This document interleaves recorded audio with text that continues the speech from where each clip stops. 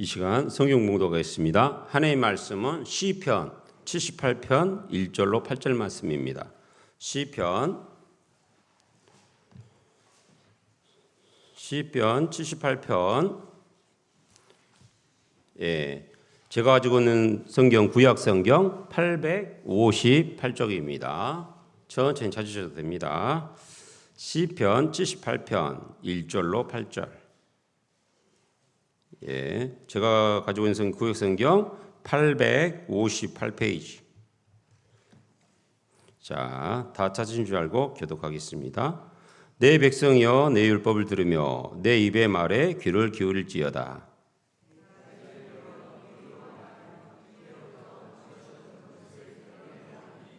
이는 우리가 들어서 아는 바요 우리의 조상들이 우리에게 전한 바라.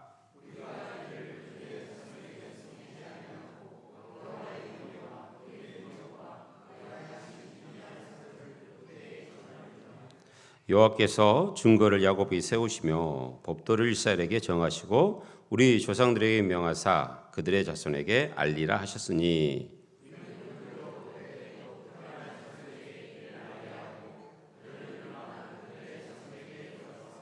그들로 그들의 소망을 하나님께 두며 하나님께서 행하신 일을 잊지 아니하고 오직 그의 계명을 지켜서 마음이 정직하지 못하며 심령이 하나님께 충성하지 아니한 세대와 같이 되지 아니하게 하르심. 아멘. 이 시간에 광주 중부교회 김희훈 목사님께서 다음 세대를 향한 사명이라는 제목으로 하나님 말씀 전하실 때에 눈은 동그랗게 귀는 어떻게 해요? 쫑긋하고 마음을 활짝 열고 말씀 받기를 바랍니다. 이 시간 중요한 또 말씀 전할 때에 그곳에서 하나님의 말씀을 여러분 가슴 깊이 새겼으면 하는 바람입니다. 네, 우리 성도님들 이렇게 만나 뵙게 되어서 참으로 반갑고 감사합니다. 오늘 이렇게 귀한 시간에 초청해 주신 우리 신재영 목사님 그리고 당회원분들과 우리 성도님들 감사합니다. 또 오늘 주일학교 예배 이렇게 드리는 또 헌신 예배 드리는 우리 교사 여러분, 뒤에서 이렇게 제가 특송을 들으면서 눈물이 왈칵 날 뻔했습니다. 제가 사실은 주일학교를 되게 제가 사랑하거든요. 그래서 선생님들이 어떤 걸음으로 가고 있는지를 누구보다 잘 알기 때문에 어떤 마음인지를 알기 때문에 저희 교회에서도 그렇지만 여기에서 또 최전방에 서서 우리 아이들을 위해서 힘쓰는 우리 선생님들의 뒷모습을 보면서도 참 감사가 되고 참 기대가 되는 그런 시간이었습니다. 오늘 긴 메시지지만 짧게 전해보도록 하겠습니다. 그래서 말씀을 나눈 가운데 우리 성도님들 잘 함께 들으시고 과연 오늘 우리에게 주시는 하나님의 말씀은 무엇일까? 우리 대치중앙교회에 하나님께서 주시는 것은 무엇이고 우리에게 무엇을 말씀하시는가 한번 생각해 보면 좋겠습니다. 네, 제가 여기서 누르면 신목사님 되나요? 네. 네, 감사합니다. 네. 오늘 말씀은 다음 세대를 향한 사명이라는 제목으로 함께 말씀을 나누려고 합니다.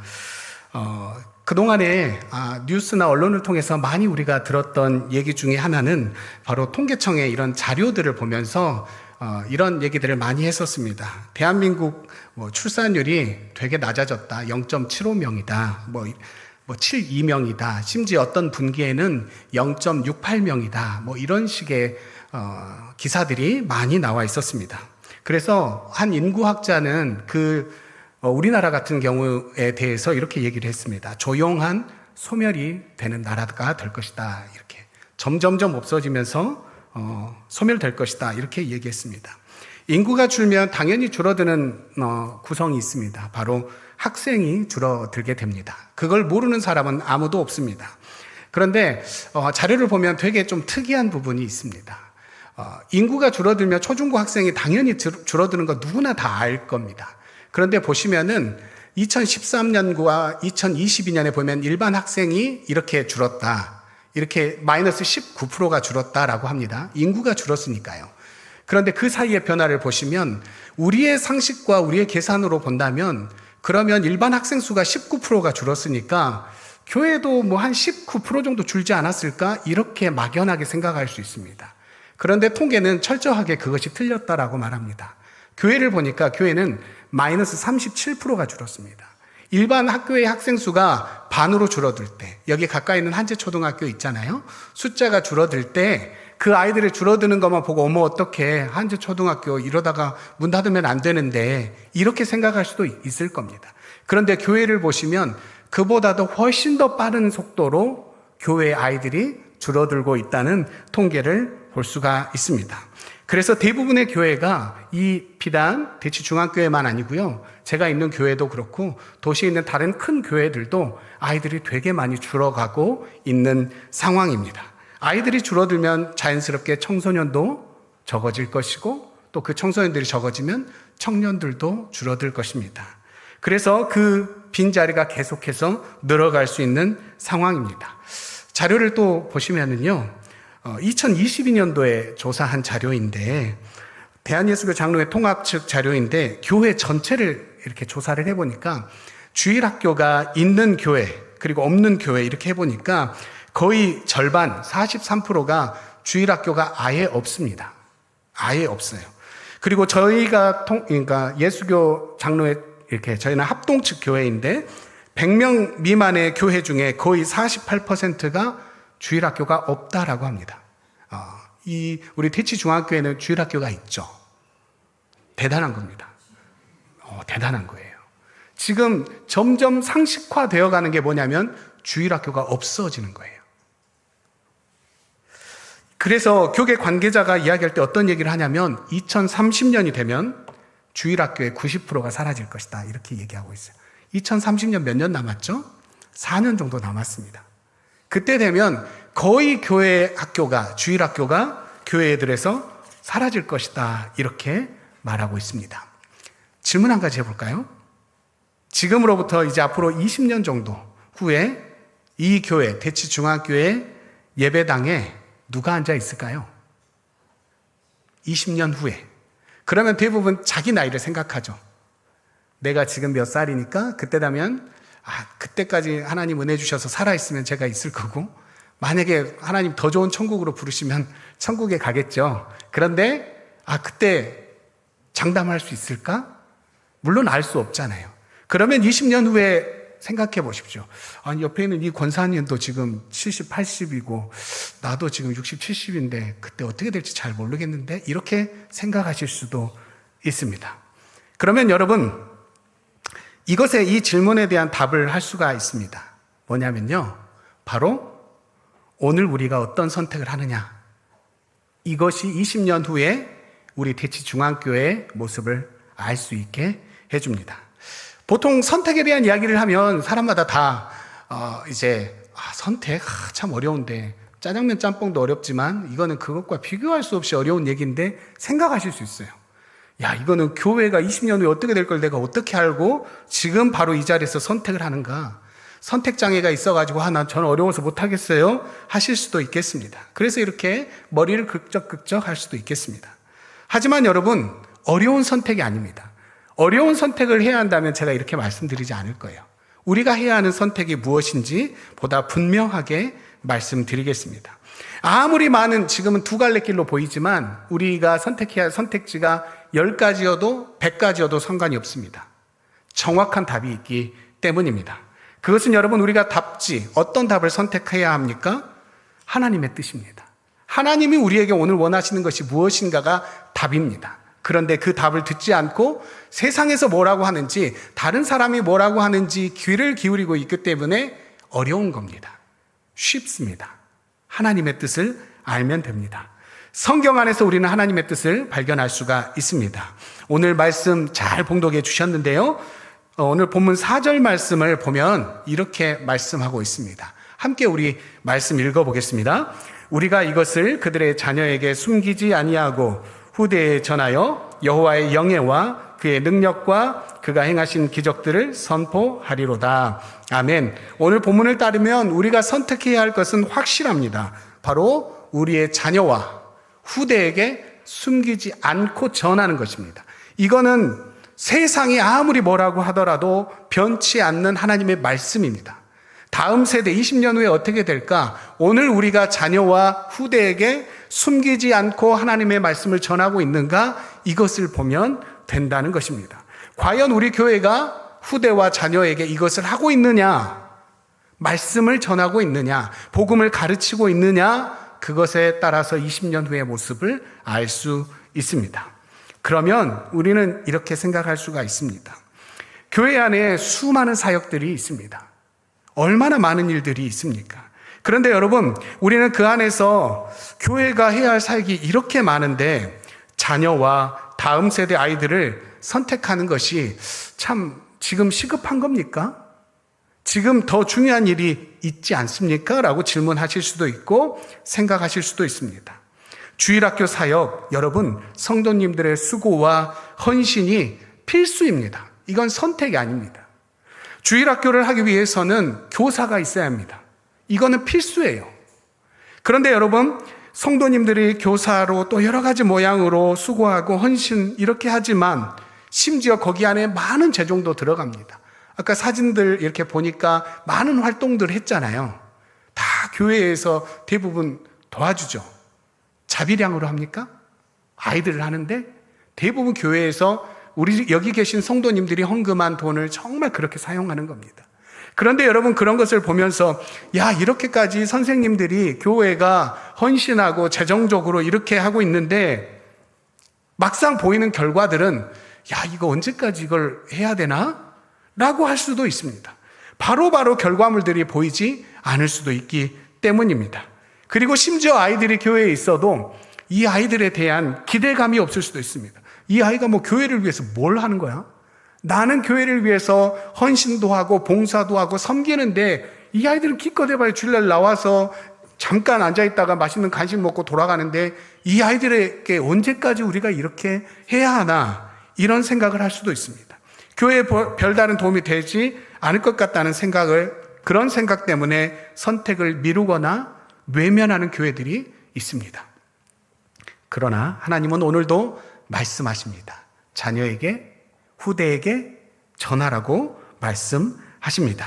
이제 오늘 이 시간을 통해서 이 시대의 다음 세대가 왜 교회의 핵심 사명인지, 그리고 이 대치중앙교회가 구체적으로 그에 대한 사명에 어떻게 응답해야 되는지 말씀을 나눠보려고 합니다. 다음 세대가 왜 중요한가? 이 부분에 대해서 이제 몇 가지로 말씀을 소개하려고 합니다. 다음 세대가 왜 중요합니까? 가장 우선하는 이유는 하나님의 언약 관점에서 우리는 이것을 보아야 합니다. 세상에서 말하는 다음 세대가 없으면 어떻게 되니까, 이런 얘기가 아닙니다. 하나님의 언약 측면에서 매우 중요합니다. 하나님의 언약의 관심에 따라서 이것이 중요합니다. 그러면 이 말씀과 관련되어서 이 말씀 여러분 잘 아실 겁니다. 신명기 6장 6절부터 7절 말씀이 있는데요. 이 말씀을 우리 함께 봉독해 보겠습니다. 오늘 내가 내게 명하는 이 말씀을 너는 마음에 새기고 내 자녀에게 부지런히 가르치며 집에 앉았을 때든지 길을 갈 때든지 누워있을 때든지 일어날 때든지 이 말씀을 강론할 것이며. 아멘. 이 말씀을 우리는 쉐마 이렇게 말합니다. 들으라 이렇게 해서 보통은 이스라엘 백성들이 어떻게 자녀들을 가르칠 것인가에 대한 그 부분이라고 많은 사람들이 알고 있습니다. 그런데 이것은 그런 차원이 아닙니다. 무엇이냐면 이 쉐마는 이스라엘의 신앙, 그냥 교육을 어떻게 해야 된다는 것이 아니라 언약 공동체로서의 정체성을 어떻게 만들어 갈 것인가에 대한 명령입니다. 이런 식으로 교육해, 이런 얘기가 아닙니다. 너희들이 어떻게 언약 백성이 될 수 있는지, 그리고 그 백성으로 어떻게 언약의 공동체를 계속해서 유지하고 그렇게 발달시킬 것인지, 그 부분에 대한 하나님의 명령입니다. 여러분, 하나님께서는 아브라함과 언약을 할 때 천대에 이르기까지라고 말씀하셨습니다. 여러분, 하나님은 그 언약을 지키시고 지금도 기억하는 분이십니다. 그러면 여러분, 그 언약의 공동체가 계속되기 위해서는 무엇이 필요하냐면 바로 고리가 필요합니다. 연결 고리가 필요합니다. 따로따로 떨어져 있어서는 되지 않습니다. 다음 세대로, 그 다음 세대로 연결해주는 세대가 반드시 필요합니다. 다음 세대가 없다는 것은 이 고리가 없어지는 것입니다. 그러면 이 언약 공동체가 다음 세대에 있겠습니까? 그럴 수 없습니다. 그러면 어떤 모습이 되겠습니까? 이게 지금 오타가 난 것 같은데 사사기 2장 10절인데요. 사사기 2장 10절 이 말씀은 맞거든요. 함께 읽어보겠습니다. 그 세대의 사람도 다 그 조상들에게로 돌아갔고 그 후에 일어난 다른 세대는 여호와를 알지 못하며 여호와께서 이스라엘을 위하여 행하신 일도 알지 못하였더라. 신앙의 연결고리, 신앙 전수, 다음 세대가 끊어져 버리면 어떤 비극이 일어납니까? 알지 못해요. 알지 못해요. 뭘 알지 못해요? 무엇을 해서 밥을 먹어야 될지 이런 얘기가 아닙니다. 앞에 보세요. 여호와를 알지 못합니다. 세대가 끊어져 버리면 하나님이 어떤 분인지를 알지 못하게 됩니다. 그리고 심지어 하나님께서 행하신 일이 무엇이었는지도 기억할 수가 없게 됩니다. 대치 중앙교회에서 하나님이 어떻게 일하셨는지 다 잊어버립니다. 다음 세대가 여러분 그 고리가 없으면 기억하겠습니까? 아닙니다. 오늘 계신 분들이 또 우리 그 다음 세대가 우리 대치 중앙교회에서 행하신 하나님의 일을 기억하고 전해줄 때 계속해서 하나님을 알게 되는 겁니다. 하나님께서 이곳에서 하나님께서 어떻게 일하셨는지를 그 다음 세대도 기억하게 되는 것입니다. 우리는 알지 못하는 이런 비극이 일어나지 않도록 다음 세대에 집중해야 하는 것입니다. 또 한 가지, 두 번째는 이것입니다. 통계가 보여주는 현실, 지금 행동하지 않으면 늦습니다.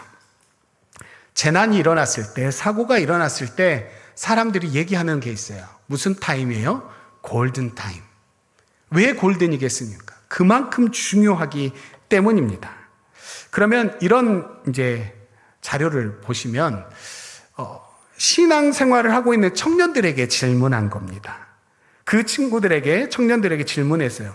언제부터 교회에 나오기 시작했습니까? 이렇게 물었더니 모태신앙, 유치원, 초등학교 때까지 비중이 78%입니다. 청년의 78%는 어렸을 때 교회를 나와서 지금 있는 겁니다. 지금. 그때 언제쯤? 초등학교 때일 수도 있겠고 청소년 시기도 될 수도 있겠습니다. 그런데 여러분 이것을 조금 확장해보면 고등학교 때까지 확장하면 지금 저긴 78%인데 그 다음 한 단계만 올라가 보면 83%, 고등학교 올라가면 87%입니다. 교회 주일학교를 통해서 지금 청년으로 있는 그 친구들은 87%가 주일학교 안에 때 교회에 나오기 시작한 겁니다. 지금 여러분, 지금 옆에 이렇게 보이는 청년들의 거의 90%는 19세 이전에 교회에 출석하기 시작했다라는 것을 알 수가 있습니다. 그러니 여러분 만약에 대치 중앙교회에 19세 이전부터 출석하는 아이들이 많아지면 어떻게 되겠습니까? 자연스럽게 청년들도 늘어나겠죠. 청년들이 자연스럽게 늘어나면 아까 처음에 드렸던 질문 20년 후에도 이 자리는 계속해서 될 것이고 이 교회는 그리고 언약의 고리 이 교회를 통해서 하신 일들을 다 기억하고 전해줄 수 있는 것입니다. 교회의 미래가 어떨까? 여러분 바로 우리 교회 안에 대치 중앙교회 안에 아이들이 청소년들이 청년들이 얼마나 있는가라는 것을 보면 알 수 있습니다. 청소년 시기가 중요한 것에 대한 이야기를 하는 분들이 많이 있습니다. 그 중에서 414 윈도우 무브먼트라는 게 있어요. 이게 무엇이냐면 우리말로 하면 414 창 혹은 창문 운동 이렇게 얘기하는데 전체 그리스도인 지금 모든 그리스도인들을 포함하는 겁니다. 지금 여기에 계시는 어른까지 포함하는 거예요. 모든 그리스도인들의 85% 만약에 여기에 100명 있다 그러면 85명 정도가 언제 예수님을 믿기로 결정했고 회심했는가 해보니 청소년 시기 지금 미국으로 외국으로 되어 있으니까 4세부터 14세라고 되어 있지만 청소년 시기까지 해서 내가 평생 하나님을 믿으며 살아야 되겠다 이렇게 결정한다는 거예요. 그만큼 중요하다는 거예요. 저는 아닌데요. 아닐 수 있죠. 15%라는 숫자가 있으니까. 하지만 그만큼 청소년 시기의 아이들이 복음을 듣고 교회에 나오고 하는 것들이 중요하다는 겁니다. 이 중요성을 우리가 인식하지 못한다면은 무슨 이야기냐면 그러므로 4세부터 14세의 지금 아이들의 상황이 어떤 거냐면 비옥한 토양 같은 거예요. 아주 비옥한 토양. 지금 그곳에는 뭘 하면 되냐면 씨를 뿌리면 되는 겁니다. 씨를 뿌리는 거예요. 그런데 여러분, 비옥한 토양을 보면서도 저절로 저기에서 작물이 나오겠지? 이게 되겠습니까? 거기에는 뭘 하면 되냐면 씨를 뿌리면 되는 거죠. 이제 곧 있으면 이제 벼농사 이제 모종할 때잖아요. 지금 그러면 가만히 있으면 좋은 땅에서 저절로 쌀이 나오는 게 아닙니다. 심어야죠. 좋은 땅에.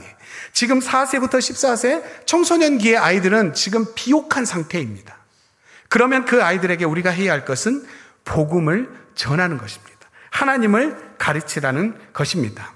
이 시기에 아이들이 가장 복음을 잘 받아들일 수 있기 때문입니다. 우리 여기에 계신 어르신들 분들 주위에 친구들에게 야, 예수님 믿자, 나하고 교회 가자 얘기하면 야, 그래, 나 진짜 가고 싶었어, 이런 사람이 많습니까? 아니면 야, 쟤한테는 진짜 쟤는 이제 앞으로 안 만나야 되겠다, 이런 사람이 많습니까? 귀등으로도 안 든 사람들이 많습니다. 한번 같이 가자고 해도 가기 어렵습니다. 그런데 어린아이들은 어떻습니까? 한번 가자 그러면 한 번 올 수 있습니다. 올 수 있어요. 그러면 그때 복음을 들을 수도 있는 것입니다. 그러니 우리가 그 청소년기의 아이들, 어린아이들을 그냥 두는 것은 뭐냐면 직무유기입니다. 그렇게 비옥한 땅을 놔두고 씨는 안 뿌리면서 야, 잘 자란 뭐가 나오겠지, 이렇게 하는 것입니다. 제가 어린 시절만 해도 교회 대부분이 주일학교가 있었을 뿐만 아니라 아이들이 많이 지났습니다. 많이 있었습니다. 그런데 시간이 지난 지금은 주일학교 아이들 참 보기 어렵습니다.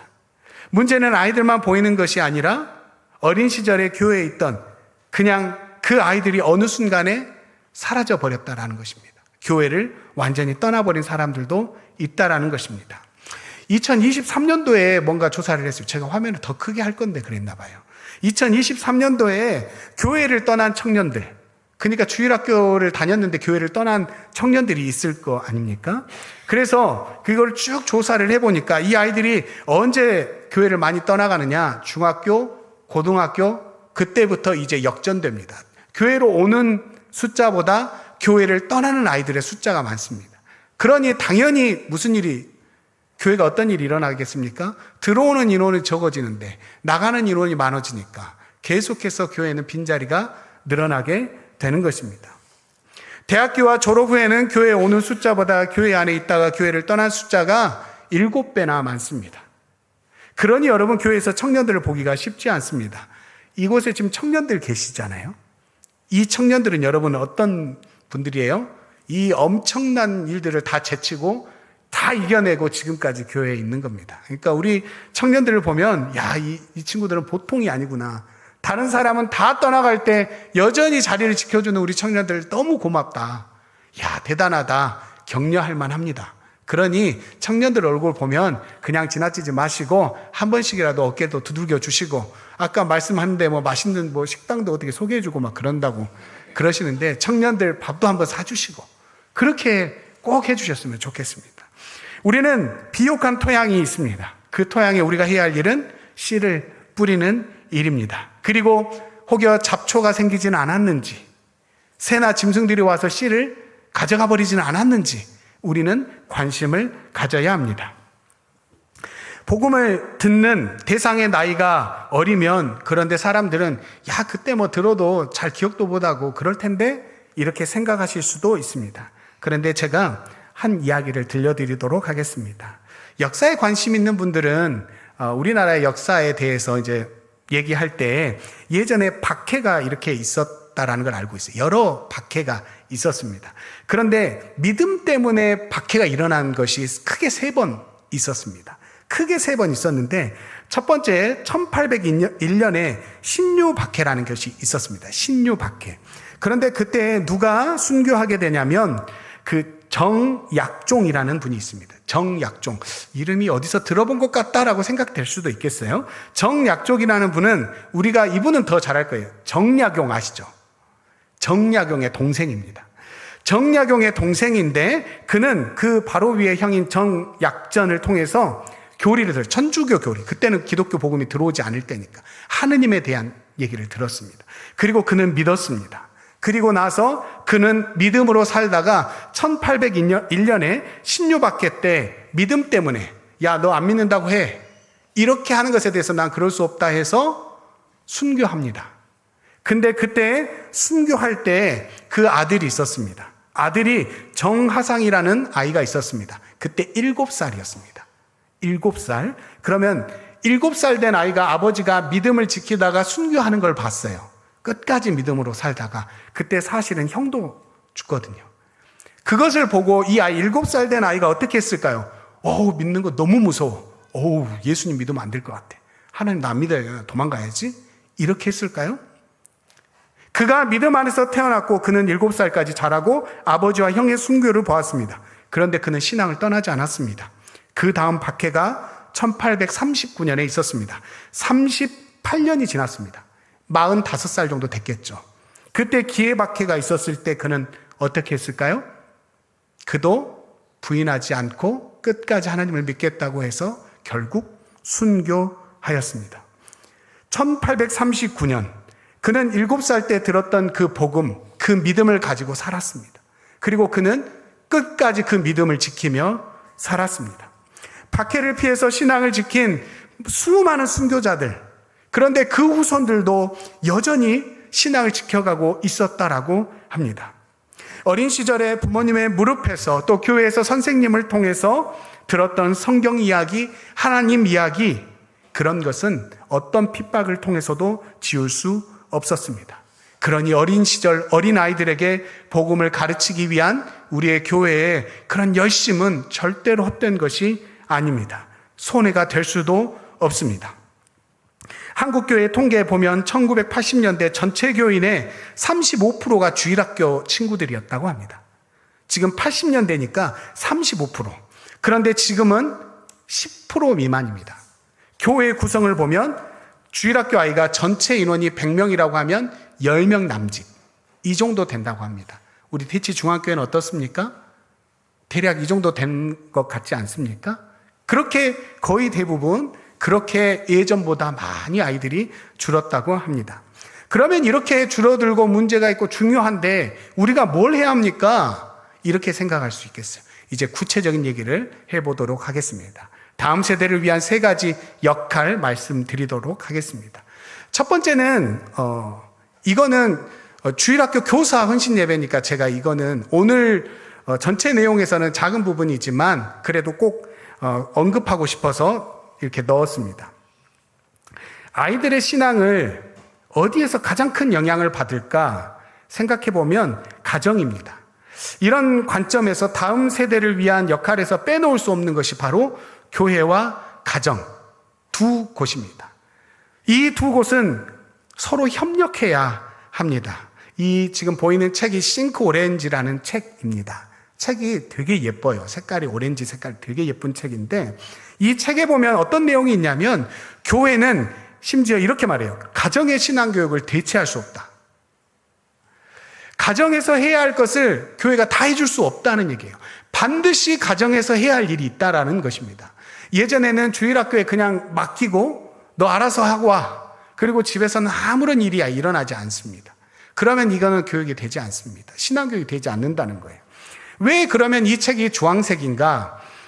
교회의 빛을 이렇게 상징하는 색깔이 노란색입니다. 그리고 가정의 빛, 가정을 상징하는 그 빛은 빨강색인데 왜 빨강색이냐면 따뜻함을 상징합니다. 그래서 이 노란색, 교회의 노란색과 가정의 빨강색이 만나면 주황색이 되는 겁니다. 그래서 교회와 가정이 함께 협력해야 한다는 것을 보여주는 책이 바로 이 책입니다. 대치중앙교회 같은 교회는 이 점에서 강점을 찾을 수 있을 겁니다. 도시의 대형교회와는 달리 우리 신재영 목사님이 성도님들의 이름, 또 사정, 아이들 다 기억할 수 있습니다. 아이들의 이름, 중요한 일들, 일어났던 일들, 그리고 부모님과도 이렇게 친밀한 관계를 맺을 수 있습니다.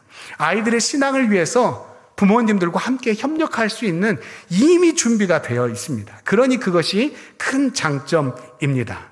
대치중앙교회만이 가질 수 있는, 줄 수 있는 가정과의 파트너십이 바로 대치중앙교회가 가진 장점입니다. 이런 장점을 가지고 있습니다. 두 번째는 바로 이것입니다. 존 웨스트호프는 신앙이 뭐라고 말하냐면 가르치는 것이 아니다. 공동체 안에서 살아낼 때 형성된다. 이렇게 얘기합니다. 우리가 많이 말로 해봤잖아요. 말로 하면 다 됩니까? 자식들한테 말로 하면 다 듣습니까? 안 되잖아요. 그러면 결국에 무엇을 보고 배웁니까? 어떻게 살아가는가를 보고 배웁니다. 우리 대치 중학교에 있는 아이들이 신앙을 어디서 배울까요? 아까 가정에서도 배우지만 교회에서도 배우는데 이 대치 중학교회라는 공동체 안에서 배웁니다. 아, 예배는 이렇게 드리는 거구나. 예배를 사모한다는 것은 이런 거구나. 찬양한다는 건 이런 거구나. 기도한다는 것은 이런 것이구나. 문제를 만났을 때는 이렇게 해야 되는 거구나. 어디서 배운다고요? 이 공동체 안에서 배우는 겁니다. 그러니 여러분, 이 공동체가 얼마나 중요하겠습니까? 디모데후서 1장 5절 말씀을 보면은 우리가 잘 아는 말씀이잖아요. 디모데에게 있었던 믿음이 어디에 있었대요? 내 외조모 로이스와 내 어머니 유니게 속에 있었다. 단순히 가르침으로 된 것이 아닙니다. 같이 살아가면서 보고 배운 것입니다. 살면서 배우는 것입니다. 바로 모델을 통해서 배우는 것입니다. 이것이 우리가 해야 할 일입니다. 그리고 다음 세 번째는 바로 이것입니다. 다음 세대를 어떻게 하는 겁니까? 예배와 사역의 주체로 세우는 것입니다. 오늘 보면서 와, 우리 대치 중학교에는 이 부분을 잘하고 있구나라는 생각이 들었어요. 아까 찬양하는 가운데에도 우리 청소년 친구가 있었죠? 제가 잘못 본 건 아니죠? 청년이 너무 어리게 보여서 그런 건 아니죠? 네. 우리 청소년 친구가 있는 걸 봤어요. 그러면서 와, 대단하다. 이거는 내가 말 안 해도 되겠다라는 생각이 들 정도였어요. 여러분, 오후 예배 시간 나오기가 쉽습니까? 지금 이 시간 집에 가서 들어 누워서 선풍기 틀어놓고 와, 얼마나 좋아요. 시원한 수박 먹으면 얼마나 좋습니까? 그런데 여러분, 그 청소년 아이들이 오늘 오후 예배 드리는 어른들을 보면서 아, 내가 또 예배 사역을 함께 하면서 이 아이들이 배우는 것입니다. 여러분, 저기 책이 Almost Christian이라는 책이에요. 거의 크리스찬이에요. 그냥 확실한 크리스찬이 아니고 거의 크리스찬. 이건 크리스찬이라고 해야 될지 말아야 될지 모를 정도로. 그런데 여러분, 이것을 보면서 그 책에서는 이렇게 얘기해요. 청소년은 교회의 미래가 아니다. 그들은 교회의 현재다. 대치 중학교의 현재의 모습 누구를 보면 알까요? 우리 청소년들을 보면 압니다. 지금 이 아이들을 보면서 야, 우리 교회가 어떨까? 이 청소년들이 바로 우리 교회의 모습을 보여주는 것입니다. 이 책에서는 아이들을 예배 관람객이 아니라 참여자와 사역자로 세워야 한다고 합니다. 예배 시간에 조금 전에 했던 것처럼 찬양 인도나 봉사, 신방, 교회 청소 이런 것까지도 같이 하는 것이 중요하다는 거예요. 아, 지금 청소년들 공부해야 될 텐데 어떻게 그걸 시켜요? 하지만 여러분, 진짜 이것이 중요하다라고 한다면 오늘처럼 이렇게 예배 시간에 이게 매주인지 어쩐지는 모르겠지만 이렇게 세우는 것이 훨씬 더 그 아이를 믿음으로 잘 키워내는 방법입니다. 제가 이것과 관련해서 한 예를 소개해 드리려고 합니다. 혹시 구례분 계시나요? 구례. 고향이 구례이신 분. 구례에 가면 용방이라는 곳이 있어요. 용방면입니다. 구례 읍 옆에 용방면이라고 하는 곳이 있어요. 거기에 학교가 있습니다. 80년 된 학교가 있었거든요. 그런데 이 80년 된 학교가 이제 너무 오래돼서 새로 학교를 지어야 할 때가 된 거예요. 지금 보이는 게 학교입니다. 여러분들이 상상하는 학교의 모습입니까? 저기 지금 가운데 있는 게? 이런 학교는 아마 거의 본 적이 없을 겁니다. 그런데 이 학교를 짓기 위해서 여러분, 그냥 학교에서, 나라에서 그냥 지어 이게 아니었습니다. 선생님, 학부모, 아이들의 의견을 모았습니다. 학교를 짓는데 아이들의 의견을 들어서 학교를 지었습니다. 정말 이 학교를 보면서 이 아이들이 이제 어떤 생각을 했어요?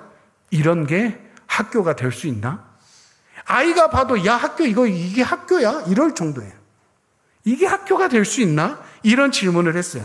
그런데 아이들이 학교 생활을 하면서 이제 이렇게 얘기했어요. 학교가 뭐 한다고요? 할 일을 다 하면서도 자기들에게 학생의 그런 편안함까지 주는 그런 학교가 된다는 것을 그들은 학교 생활을 하면서 느꼈습니다.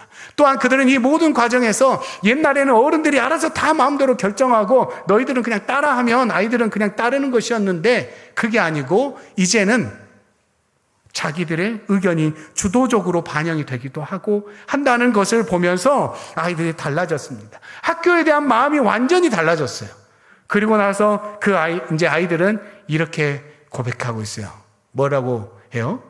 여기보다 행복한 학교는 없을 것 같아요. 아이들이 혹시 그렇게 얘기합니까? 여기보다 행복한 교회는 없을 것 같아요. 이런 얘기 여러분 들으면 어떨 것 같아요? 대치중학교 아이들은 이 교회에 대해서 어떻게 생각하겠습니까? 우리를 소중히 여기고 또 교회의 사역에 중요한 일에 동참시켜주고 우리의 의견을 존중해 주는가? 이렇게 생각할까요? 그러면 아이들은 이렇게 얘기할 거예요. 여기보다 행복한 교회는 없을 거예요.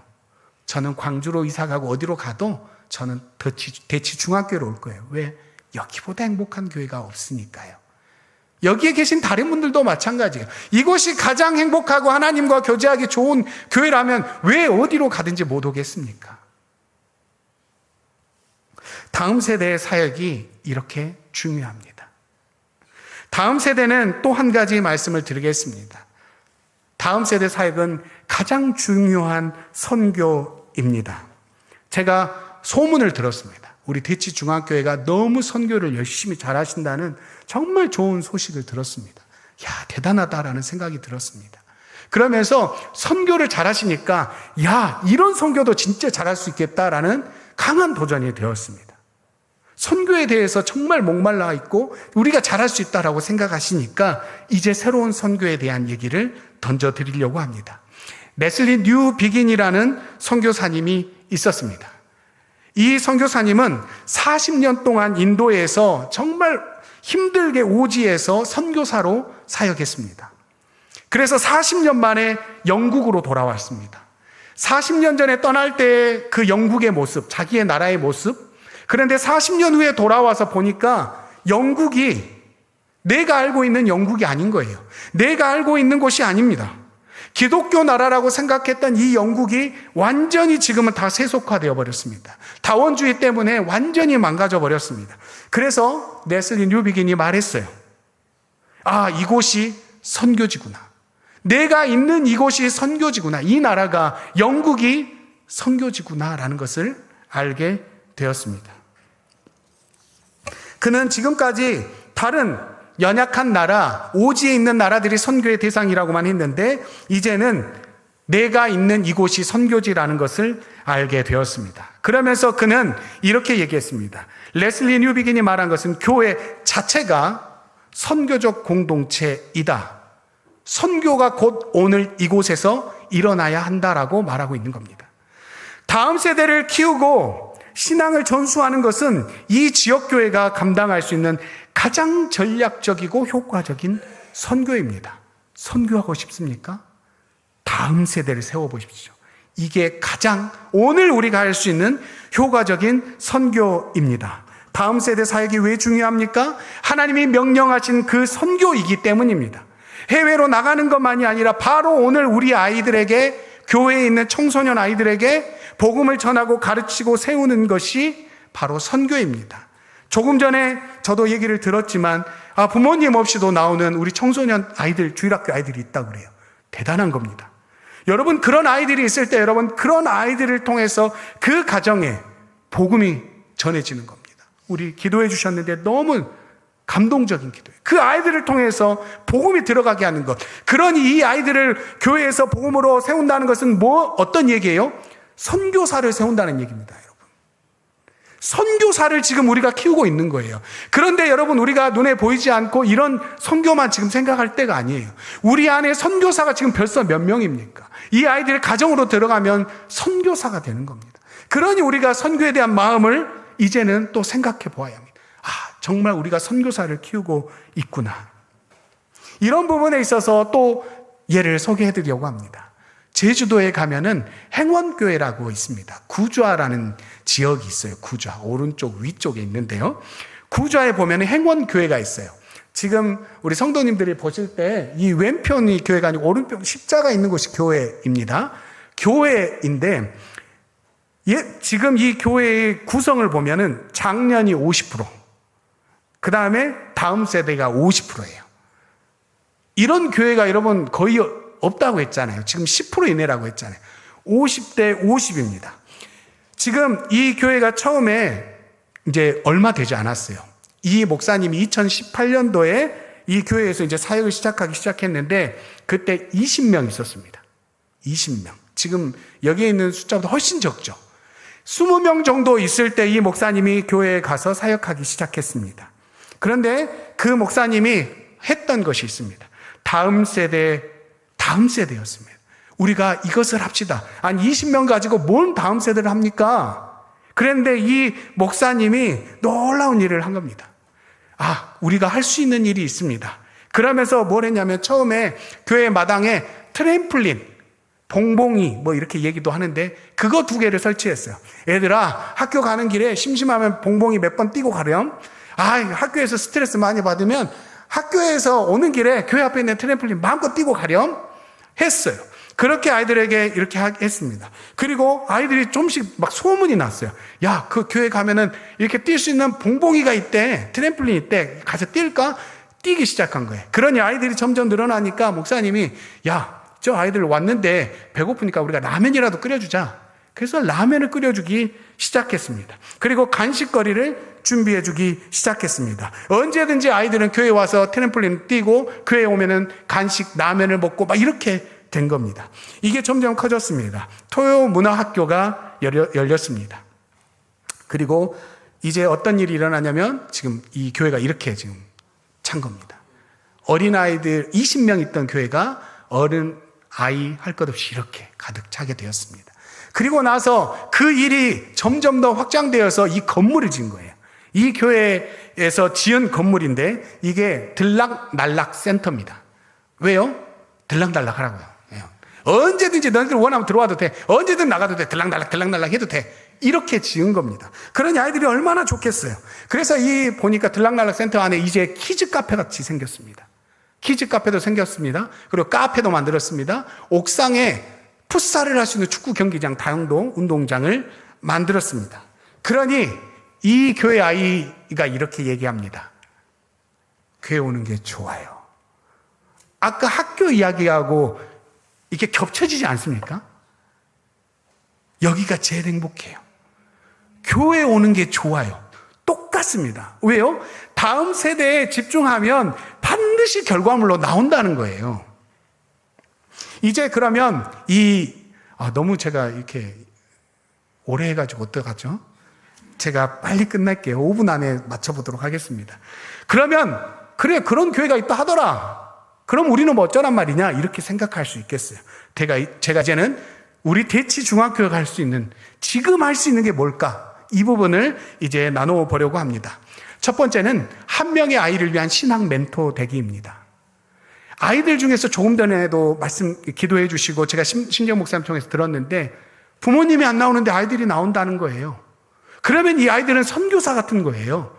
그러니 여러분, 우리가 이 아이들을 위해서 어떻게 하겠다면 부모의 자리처럼 내가 이 아이를 신앙생활, 정말 신앙을 잘할 수 있도록 멘토가 되는 거예요. 이 아이의 할아버지가 되겠다.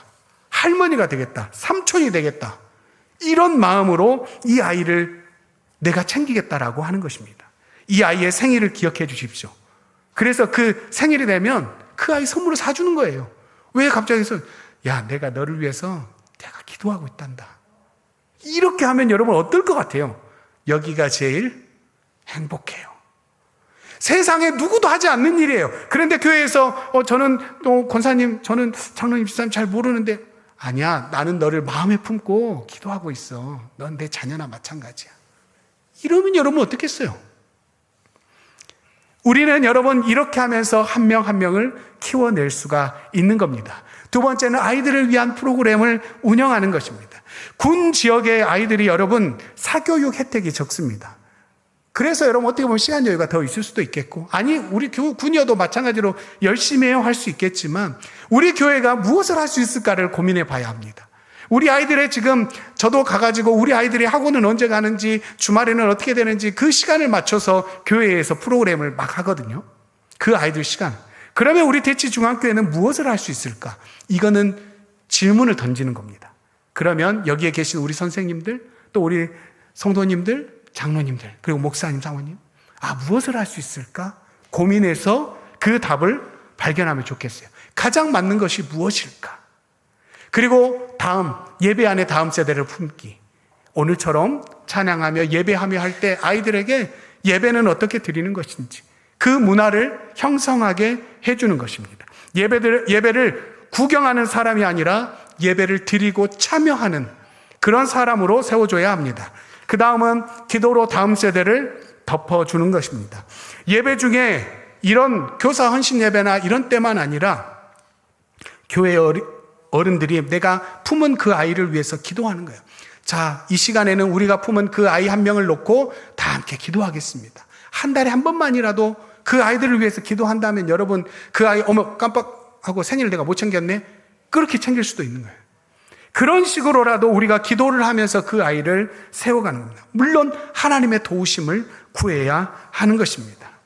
그 기도가 보이지 않는 신앙의 울타리가 될 것입니다. 그리고 이것입니다. 이 모든 사역을 하기 위해서는 예산과 관심 이것들이 우선순위가 재조정돼야 할 필요가 있습니다. 야, 이 정도면 충분하지 이게 아니라 야, 이것 가지고는 부족할 것 같은데 더 큰 일을 우리 아이를 선교사로 세우는데 이 아이가 어떤 인물이 될지 모르는데 이 정도 가지고 되겠어? 우리가 마음을 더 모아봅시다. 이런 마음이 필요합니다. 교육부 그러므로 주일학교 예산을 세우는 것은 미래의 선교, 바로 오늘 일어나는 선교에 대한 교회의 의지를 보여주는 바로 잣대와 같습니다. 이제 결론을 내립니다. 지금 우리는 씨앗을 심는 사람들입니다. 어떤 사람이 나무를 심었습니다. 지나가던 사람이 나무에 대해서 잘 알고 있었어요. 아유, 무슨 지금 이 나무를 심습니까? 이 나무는 열매가 열리는데 50년이 걸려요. 지금 심어가지고 뭐 하려고? 그랬더니 그 나무를 심는 사람이 이렇게 말했습니다.